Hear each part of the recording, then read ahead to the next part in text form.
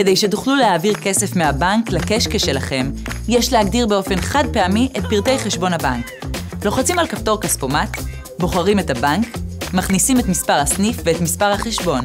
לבסוף, מכניסים גם את מספר תעודת הזהות, וזהו. מעכשיו, יש לכם כספומט בטלפון.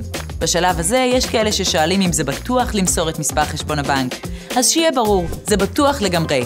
אף אחד חוץ מכם לא יוכל למשוך כסף מחשבון הבנק שלכם, ותמיד תעברו הזדהות מלאה ומאובטחת מול הבנק, כדי להבטיח שאתם ורק אתם מבצעים את המשיכה.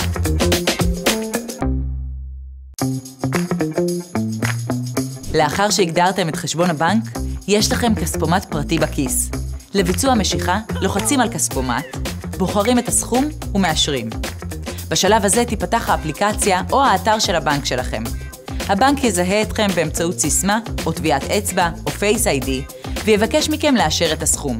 לאחר שתאשרו, הכסף יעבור באופן מיידי מהבנק לקשקש שלכם. הופה, יש לי 100 שקלים בקשקש.